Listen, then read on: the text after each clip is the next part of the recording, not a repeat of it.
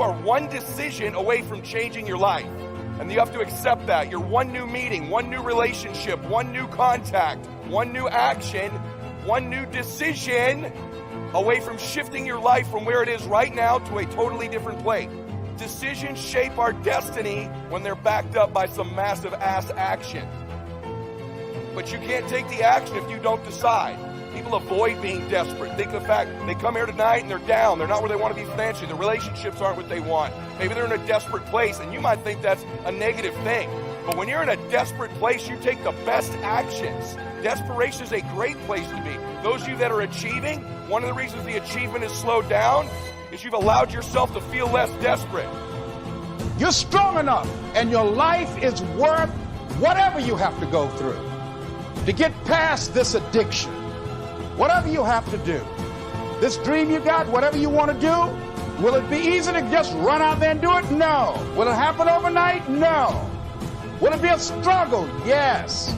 Will there be times when you can't make ends meet? Yes, that's a part of it. Will there be times you won't know what to do? Yes, that's a part of it. See, when you accept yourself and you accept fear as a fact, that means that it's something that happens. It's something that you're going to experience, but it is not a force to hold you back.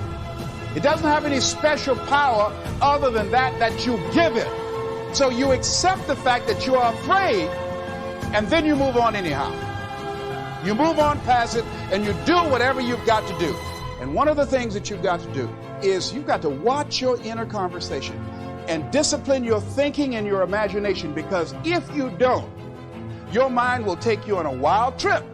When you remove desperation, all this bullshit creeps into your life where you think you have to have the perfect plan and look the perfect way and have the perfect thoughts and be all zen and perfect. The challenge for most people is that we obsess on the things we're fearful of, what we don't have, what we're worried about.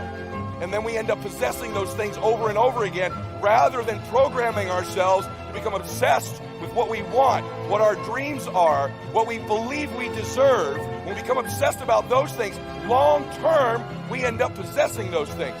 Yet most of us don't replace the external parts of our lives because those things happen naturally without thought.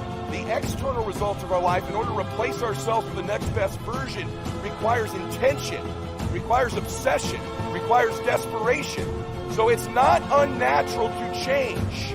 You should constantly be replacing yourself just like your bones do, just like your lungs do, just like your cells do. It's natural to be replacing ourselves, but we're around people who aren't, so we think it's natural not to. So the way that I changed my life first is I worked on my identity. And strengthening yourself in that area. As you assess your strengths and your weaknesses, as you begin to prove yourself and your passions and your dreams and your goals and the things that you want. If you decide to experience all of your true potential, as you decide to manifest all of your greatness, as you decide, wait a minute, what else is available to me out here? If I decided to experience the fear of rejection, the fear of no, the fear of failure, the fear of standing by myself, what else is available? Of taking a chance, a fear of losing it all. What else is available to me that will bring some extra meaning and value?